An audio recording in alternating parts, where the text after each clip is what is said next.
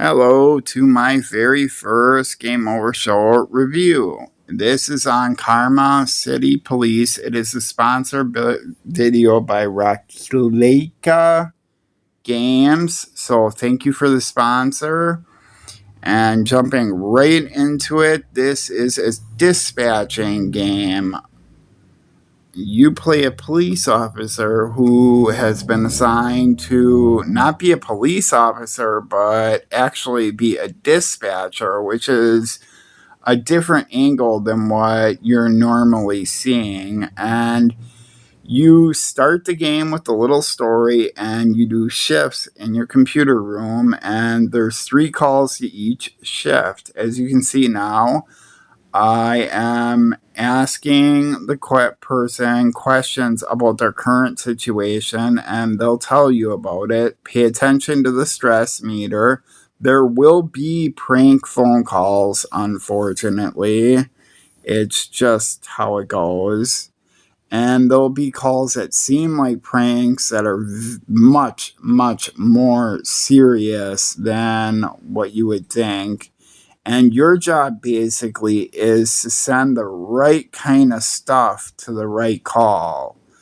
If you feel only a cop will help, then just send a cop. If just a cop is only needed, but you need to get them there fast, you send a car. And if you feel it's going to be a danger enough situation, you also get them a kit, which is basically a gun. And during these segments, you will have an outcome for each 3 story calls, and the chief of police will usually come in and rate you, and it will be either a successful or a failure. Now, as you can see on the video, that I'm currently doing calls, and that pretty soon, as soon as the shift ends, the chief of police will come in and ask for coffee. And of course, things will go awry. As you can see in there, I will let a little of this play on after the review. Probably most of it so you can see it. It's got the graphics real close to Chemco games, but I think they're a little bit better. The sound's fine, very passable. The text I wish moved a little quicker, but you can skip through it. You have 3 save files, so that's always nice in case you want to reload and try for a better outcome. And the police station is huge. You need to make sure to be using your map because, yeah, it is big. You will be locked off of certain segments until you find either keys or story beats. And you will usually have errands to run before you can do your next call. There's an overarching story that's a little borderline silly, but this isn't supposed to be, an NYPD Blue game. It's just supposed to be a fun RPG like maker game. It's got, like I said, so many areas, so many interactables initially, and you will find items. And what those items are for is the game's other unique mechanic. You will get into fights with this, and you will have to do pinball. And every pinball fight is got items you can use. Every time you do, unfortunately, get the pinball in the middle and lose it, you lose health. You're usually trying to hit the perpetrator with a pinball to hurt them. It seems like they're a little bit of a bullet sponge, but it wouldn't make sense for it to just be 1, 2, 3, and they're dead. It's fun, I think, and if you like pinball, you'll like it. It's pretty spot on. I did have a little harder time getting the ball exactly where I wanted it to.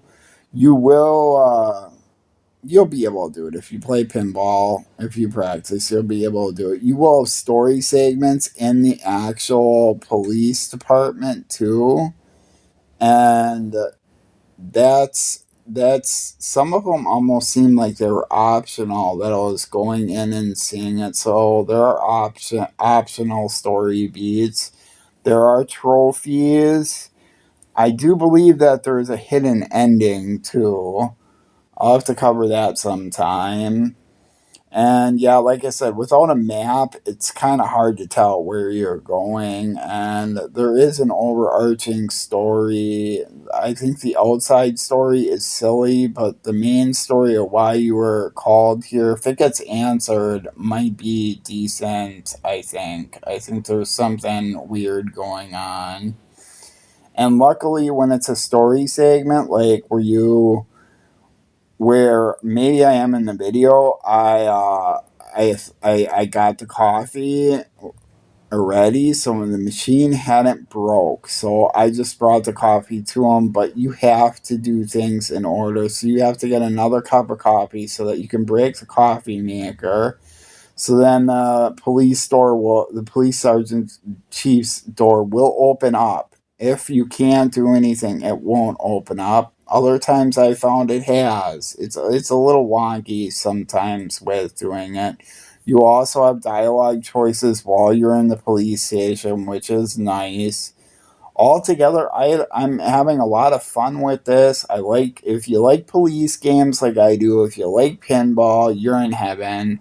It even with the, I would want to say, the RPG like mechanics, kind of sort of. It feels like an role playing game, even though you're not getting stats and stuff like that. But like I said, you like coffee will help your pinball if you use it during that. There are things like that that help you. Real grateful to being sponsored. I'm super excited about that. So thank you again to Ratalaika Games. I hope it's such a hard thing to do. I think they're a publisher, or they release games and port them over. I should have looked more into them, but like I said, this is my first review, so I'm doing what I can. But yeah, I've got a pretty decent long video here showing the gameplay, so you can decide for yourself too, rather than just listen to me rattle on. But if I were to give it a score, a 1 out of 5, I would say it's definitely a 3.5 for me. It's not the best, it's not the worst, it's just a fun game. So thanks for watching.